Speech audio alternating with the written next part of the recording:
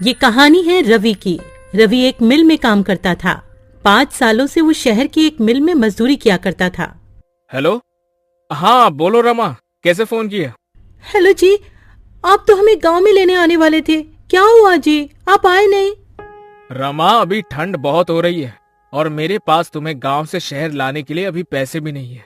तुम कुछ दिन और रुक जाओ वहाँ। क्या कहा आपने? ऐसा मत बोलिए, आप कब से बोल रहे हो कि हमें लेने आओगे? दीपू मुन्नी भी रोज आपका इंतजार करते हैं। सुनिए जी, अगर आप कहें तो मैं खुद ही आ जाऊं क्या आपके पास बच्चों को लेकर? मेरे पास कुछ पैसे पड़े हैं, आप जो भेजते थे मैंने उसमें से बचाए हैं। अगर ऐसा है तो फिर आ जाओ, और तुम्हारे पास घर का पता तो है ही, वहीं ही चले जाना। रमा अपने दोनों बच्चों को लेकर गांव से शहर के लिए निकल जाती है। उसके साथ उसकी बहन दिव्या भी होती है। रमा के माता पिता की मृत्यु के बाद अब वो बेचारी कहाँ जाती, इसलिए रमा उसे अपने साथ ही ले लेती है।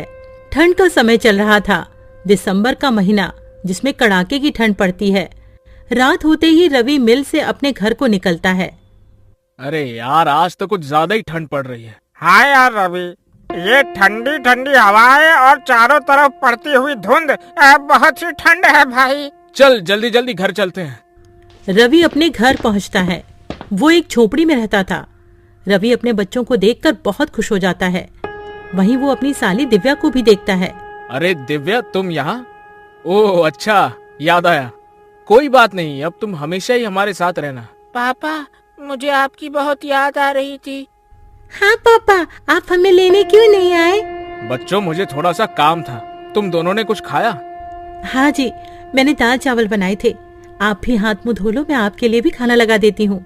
खाना पीना खाने के बाद सभी लोग फर्श पर सो जाते हैं। यहाँ रवि के पास बस एक ही कंबल होता है। अब पांचों लोग नींद में उस कंबल को अपनी अपनी तरफ खींचते हैं।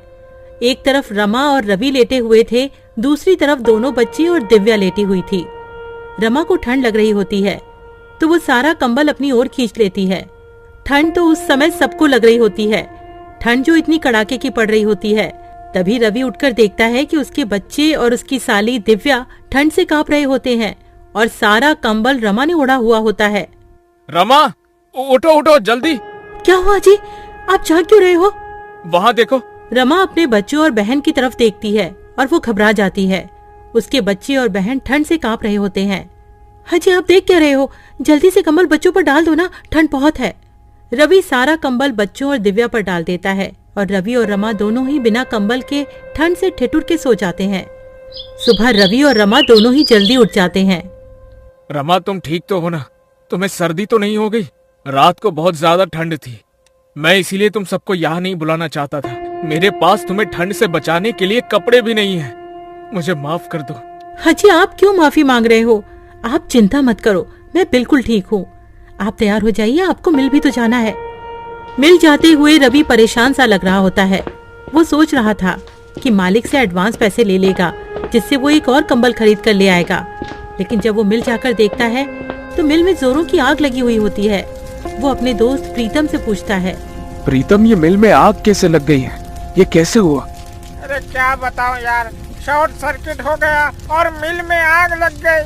अभी मालिक आए थे, उन्होंने कहा कहीं और काम ढूंढ लो। मेरे पास इतना पैसा नहीं है कि मैं दोबारा काम शुरू कर पाऊं। रवि प्रीतम से ऐसा सुनकर और निराश हो जाता है और सोच में पड़ जाता है कि अब तो वो इतनी जल्दी कंबल कहाँ से लाएगा।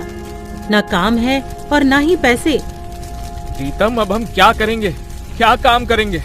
देख भाई, मेरे पास कुछ पैसे हैं जिनसे मैं एक छोटी सी चाय की दुकान खोलूंगा। मेरे पास थोड़ी सी सेविंग्स है।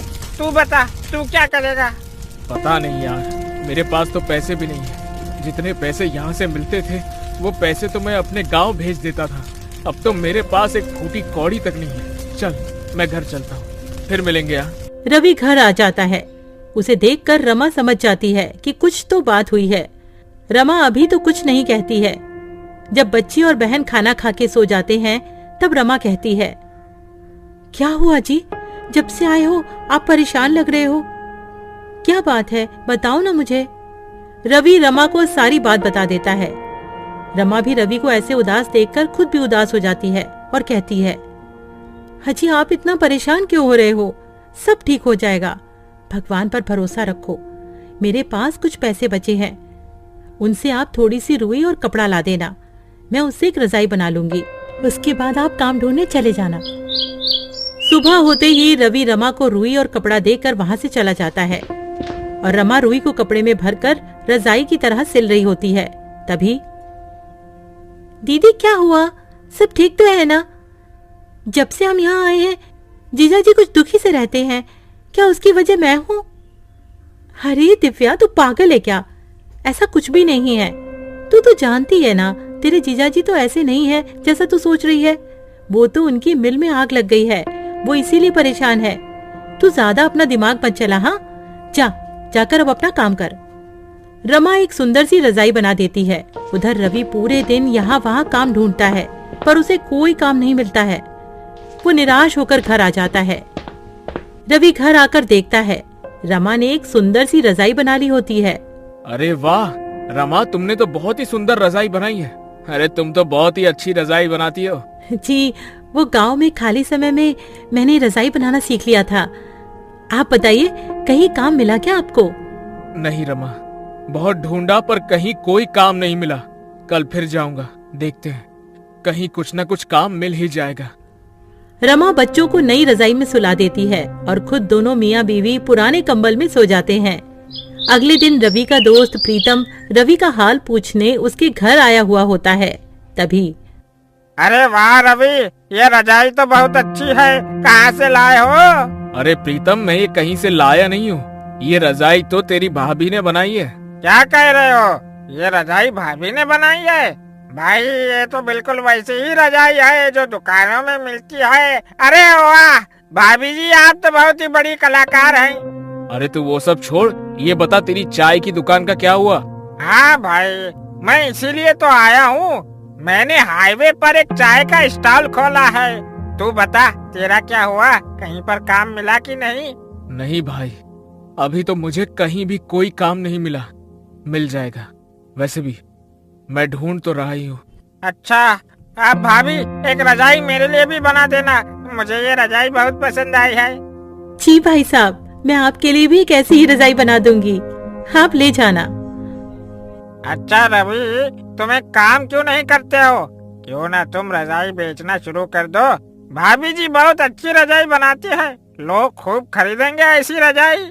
तुम बोल तो ठीक ही रही हो, अभी तो मेरे पास कोई और काम नहीं है और ठंड भी बहुत पड़ रही है। चलो ऐसा ही करके देखता हूँ कुछ दिन। पर प्रीतम, मैं ये रजाई बेचूंगा कहाँ?